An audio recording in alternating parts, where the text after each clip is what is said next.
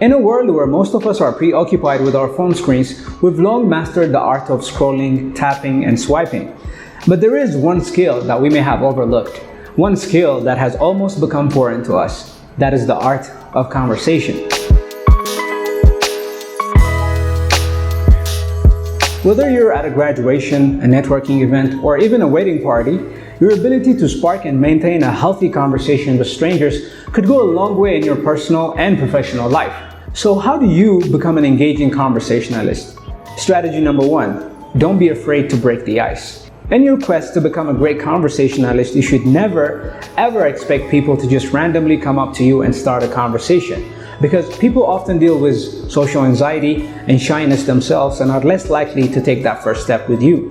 So you should always put it on yourself to go up to people and introduce yourself, which will make way for a great interaction. Now, when I say this, I know you guys are probably thinking, well, that is easier said than done. And yes, it most certainly is. But the more you do it, the easier it gets and the more natural it feels. Strategy number 2, ask open-ended questions. Once you've broken that initial barrier, your next priority is to make the person feel comfortable talking to you. A great conversational tool that could help you accomplish that is asking open-ended questions. This will give the person a chance to engage with you by trying to answer your question. Another great thing about asking open-ended questions is, as the person is responding to your question, you can quickly pick up on cues to ask other follow-up questions, which will get the person to open up more.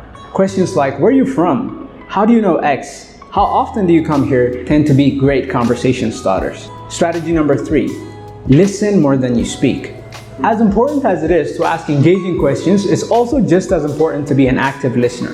When you purposely start paying attention and acknowledging what the person is saying, it will make them feel like you're genuinely interested in them and not just asking questions for the sake of starting a conversation. While doing so, you should always avoid letting yourself get distracted with things like your phone and the surroundings. Active listening is a way for you to show respect, empathy, and a desire to understand, which will make for a memorable conversation.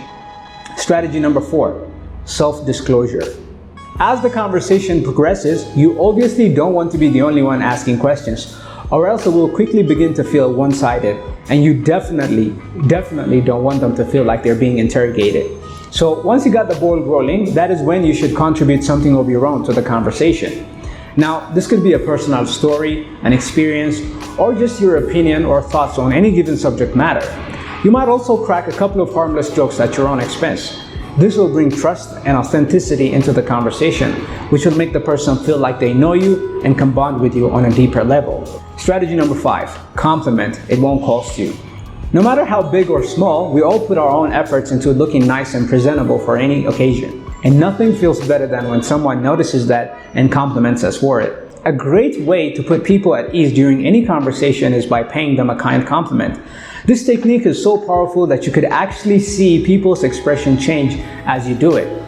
Compliments could also be great conversation starters. Instead of starting a conversation with a question, you could simply initiate a conversation by telling a person what you like about them. Mastering the art of conversation could help you break personal barriers, communicate your ideas effectively, and forge meaningful relationships, which will help you live a more fulfilling and joyful life. Thank you for joining me on this voyage to explore the art of conversation. If you found this video inspiring, make sure you share it with your family and friends and keep the conversation going. Talk, connect, and nurture those meaningful relationships. If you haven't already, don't forget to like the video and subscribe to my channel. Until the next video, adios.